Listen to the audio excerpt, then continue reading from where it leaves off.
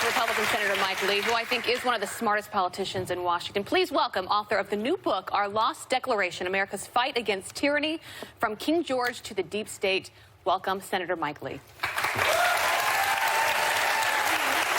I've known you since I was in high school. You met all my terrible boyfriends. You are the general counsel to my dad when he was governor, full disclosure. But let's Best job ever. Yeah, he adores you too. But let's get serious, because there's a lot going on, and you are someone I think that could speak so well about the Mueller report. Served on the Senate Judiciary Committee.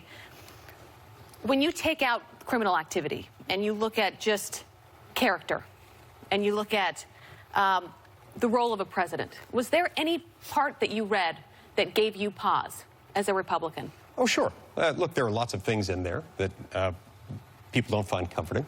There are lots of things in there that are not flattering. I think anytime... But anything illegal? I was relieved to see that there was nothing in there establishing collusion. There's been a lot of talk about collusion over the last 2 years. Just a little bit. But collusion's not even a federal crime, Counselor. You're a former federal prosecutor. Correct. You know that. Correct. People were worried about collusion. It was collusion that gave rise to the fear that there might have been some type of obstruction. I didn't see any evidence of a crime, and I didn't see any plan to bring forth charges against the president. And so after 2 years of searching, the fact that they came out, they don't have anything there, indicates to me that it's time to move on. I suspect many of my colleagues will disagree. They won't be ready to move on. I am. But when you What think about of a stand... attempted obstruction? Isn't that something that would give you pause? Look, the fact that he thought about doing certain things Many times. was later walked off the ledge from that by some very capable staff members who pointed out that this wasn't a good idea.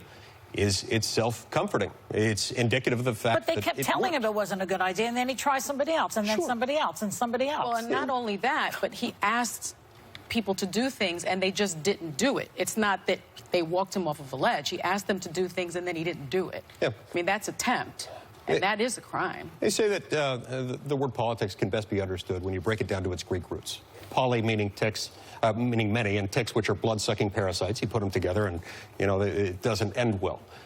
There are things in politics that happen that are not pleasant, that are not flattering, and we certainly saw some in this report. Nonetheless, I don't look at that and see criminal activity. I don't look at that and see a basis for impeachment. I don't look at that and see a basis for criminal charges. Can I ask you this, though? If it were a Democrat president right now and the same report came out, would more Republicans be up in arms about what they read? They would find features of it unflattering. And some would be calling for impeachment. If some were calling for impeachment, I'd be trying to walk them off that ledge because it doesn't end well. Well, Look, the Republicans they impeached President Clinton because he had a sex... But that didn't end well for them either. Escapade. And how did that work out for them? That didn't work out well for the Republican Party. It didn't work out well for the country.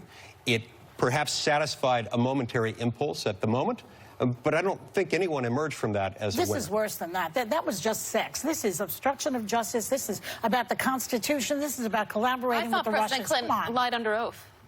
Right, that's what he the did. charge Well, was. Yeah, but as I said before, Mueller didn't put him on the stand so that he could lie under oath. If you don't mind, I'm more interested in hearing what Senator Lee has to say on this, if that's okay. I will say that there's a reason why only Julian Castro and Elizabeth Warren have officially come out for impeachment. Why do you think that there aren't more Democrats who are running who are calling for impeachment? Is it because it backfired on Republicans and historically it could be a negative? Yes, I believe so. I was reading comments from my friend and colleague Cory Booker just a few moments ago, who expressed grave hesitation with the idea of moving forward with it. And while I don't want to speak for him or any of my Democratic colleagues in the Senate or our counterparts in the House, I strongly suspect this is why only Elizabeth Warren, among the presidential candidates right now, are calling for impeachment. The others are seeing that it backfired badly on Republicans when we did this a couple of decades ago. It didn't end well for us. It wouldn't end well for them. We're now, a year and a half away from another major presidential election.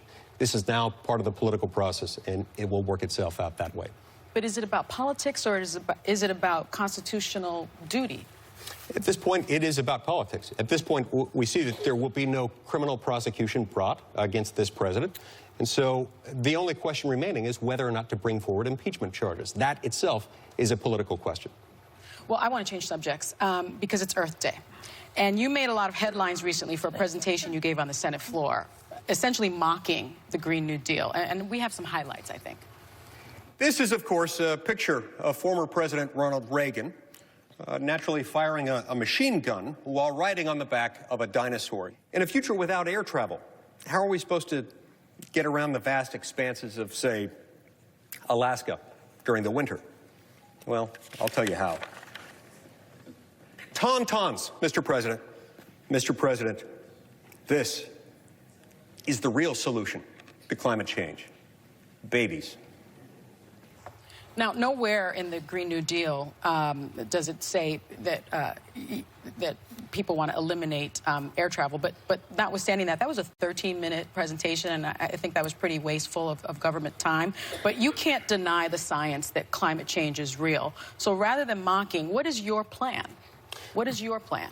There are three independent questions that we have to ask ourselves in connection with climate change. Is the planet warming?